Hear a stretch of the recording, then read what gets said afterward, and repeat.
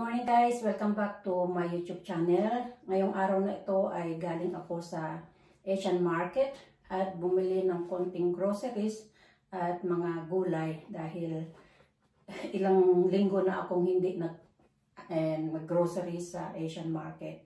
So yan lahat ang nabili ko. Ito mga frozen items at ito dry items, mga bottles, canned goods and so on. So, ang nabili ko, dahil matagal nang hindi nakakain ng ito, sapin-sapin si Shotzi. So, bumili ako ng apat na frozen coconut. Ayan siya. Parang siya, parang yung ginagawang buko. Wala nang iba eh. Usually, lang siya yung grated sanang bibilin ko. Wala daw sila. So, ito na lang nabili. Slices of frozen coconut. So, apat yung nabili ko. Tapos, bumili lang ako ng isang pack na okra, full. Kasi gusto ko magpinakbet. Meron silang fresh, pero 220 yung isang pack, 8 lang yung laman. Ito 220 siya, 310 grams na siya. So, binili ko na lang yung medyo mura. Kasi pwede naman ilagay sa freezer. Tapos, bumili rin ako ng prawns. Kasi nandito na ang asawa ko, so kain kami ng prawns. Naubusan na ako eh. Kasi yung last na prawns ko, ginamit ko yung may bisita kami. So, nakabili ako niyan. Tapos, bumili na ako ng 4 na piraso na boneless milkfish. Ayan siya. Deboned milkfish. 4 na piraso. Ang presyo yata nito is 650 o 550. Walang nakalagay dito, pero doon sa nila sa freezer nila 550 yata o 650 ang isang peraso. So bumili rin ako ng grated manok kasaba. Kasi matagal na akong hindi kumain ng kasaba. So in few days or in few weeks gagawa ako ng kasaba cake. So, yan lahat yung nabili ko. Ay, ang lamig. Lagay muna natin dyan.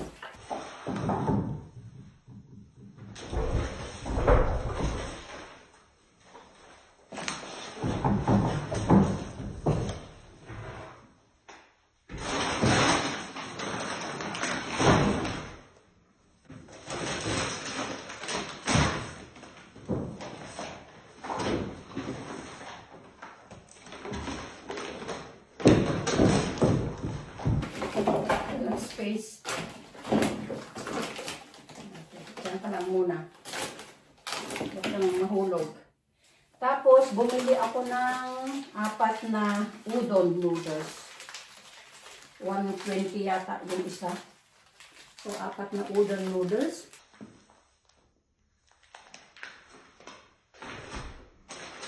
Diyan lang muna. Tapos, 2 pancit canton. Kasi nandiyan na nga ang asawa ko. So, one of these days, magluto ako ng pancit canton. 2 piraso. So, isang munggo. 1 pack na munggo. Tapos, para sa pinakbet, bumili ako ng sitaw. Mahal yung sitaw. 360 yata yung isang pack. Yung isang pack. Tapos, eggplant. 360 din yata yung 1 pack. Tapos, bumili ako ng dried shiitake mushroom. Kasi, nagluluto ako ng Japanese food. Minsan, mayroong recipe na kailangan ng shiitake. Tapos, 3 pala. 3 cans na green jackfruit.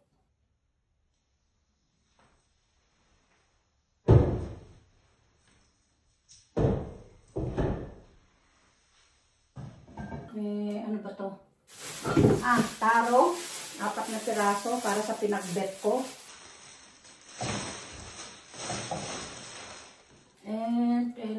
isa. Ano isa dito eh. Bumili na rin ako ng green and red curry paste. Kasi konti na lang yung stock ko. I mean yung nasa ref, konti na lang. So bumili na ako nito dahil pag nagluto ako ng red or green curry, kailangan ko to. So tig-isa lang kasi matagal naman maubos. Ay, for the first time, bumili ako ng... Nasaan na yung isa? Ay, ayun. For the first time, bumili ako ng Ligo sardines. Kasi pag wala ang asawa ko, kung ano-ano lang niluluto ko, simpleng ano lang ba, recipe. So, next time, pag magluto ako ng ng halimbawa ng rice noodle, yan na lang isahog ko, Ligo. 120 yata ang isang can.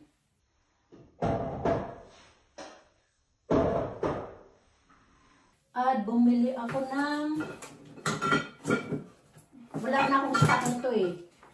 Gisado bagoong o na bagoong gisado na may chili. Spicy siya. Dalawa. Wala na akong stock nito. Meron pa ako sa ref. Pero wala na akong stock sa stock room ko. Ayan.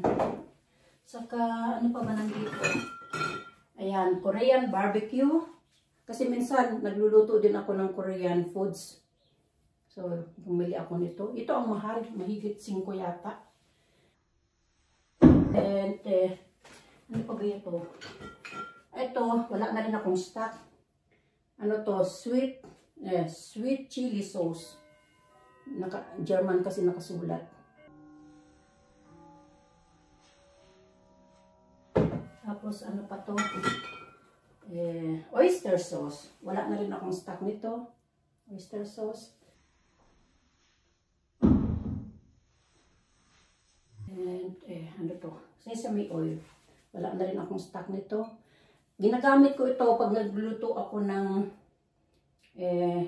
Korean. Sometimes, ano din, pag nagluto ako ng Thai. Pero most of the time, ginagamit ko ito pag Korean foods ang niluluto ko. At bumili na ako ng dalawang premium dark soy sauce. Bumili na ako ng dalawa kasi yung last bottle ko naubos na. Akala ko may stock pa ako, wala na pala. So, bumili na ako ng dalawa. Para ito sa stock room ko, para ito sa kusina ko. Okay. Wala na. Yun lang. So, ang binayaran ko, lahat ng grocery na nabili ko is 124 something. Ayan. Marami na naman akong stock. Konti lang naman to, actually. Pero at least, malagyan ko na yung stock room ko. Dahil, yung mga Asian foods, halos wala nang laman.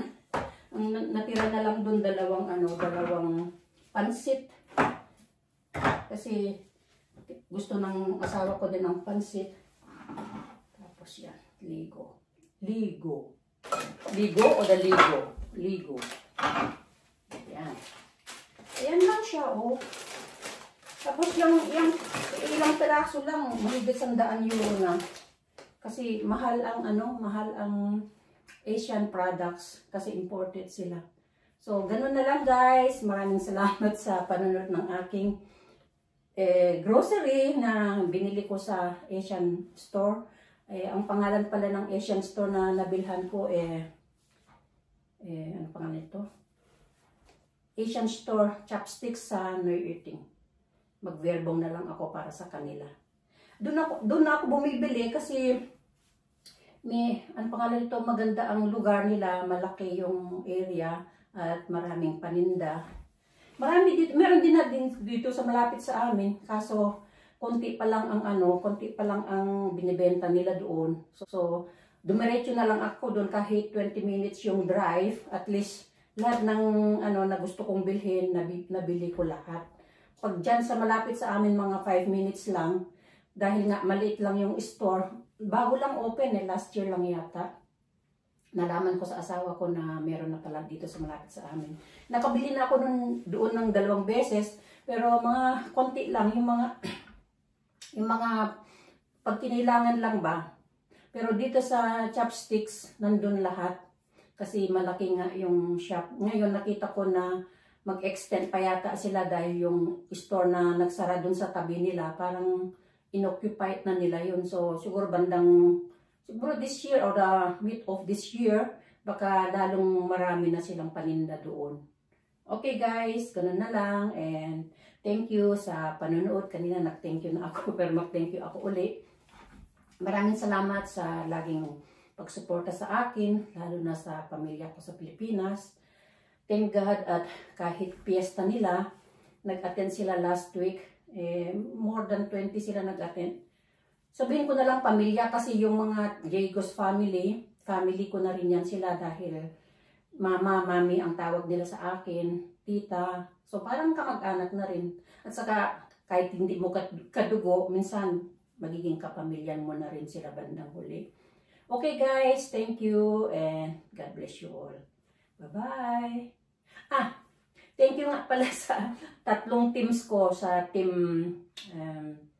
YouTuber Tambayan, team Together as One, at saka yung team 98 plus 1 Taken.